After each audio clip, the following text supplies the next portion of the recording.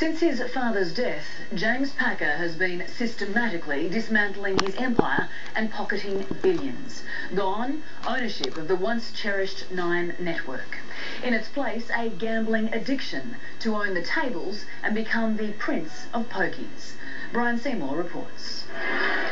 Place your bets, ladies and gentlemen. Place your bets. I think that Kerry would be considerably concerned.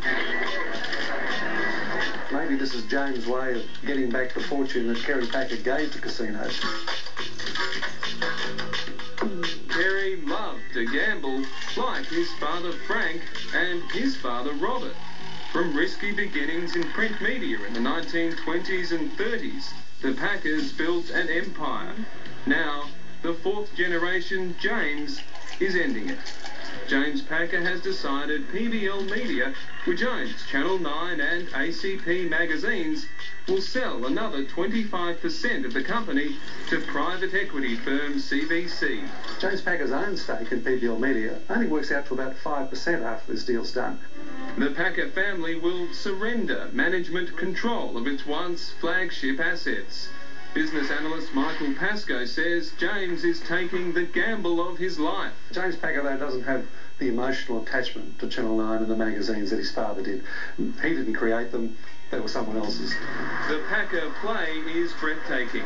Here in Australia, his control of Melbourne's Crown Casino and Perth's Burswood Resort rake in $400 million plus a year.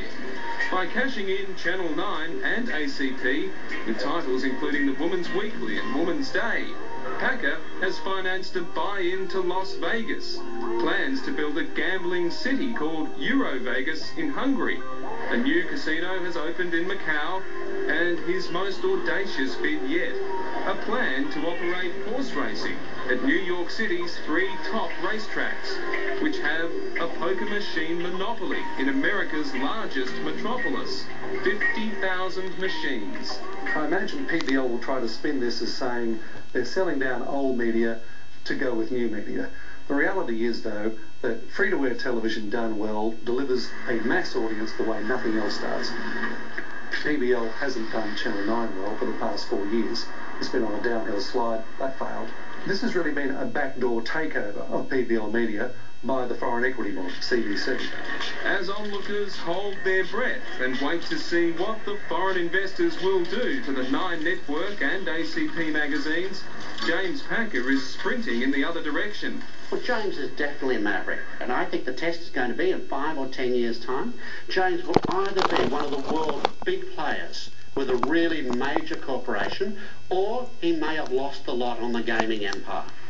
Media analyst Peter Cox says the Packers' influence in Canberra has allowed Packer to profit and fund his forays overseas. The government put through legislation that was specifically to protect Packer. And what have the Packers done? Instead of expanding into Fairfax or buying Western Australian News, they have gone and sold out of their media interests. In other words, they've got the maximum price through the policy that was put forward by the Prime Minister. Still, James is keeping a small stake in Nine to hedge his bets. Casino owners have no power with the government, but media owners do. Being able to say, I control 60 Minutes, The Women's Weekly, whole pile of friends in the media, it probably helps. James Packer, who inherited several billion and is already on his way to make several billion more. But do you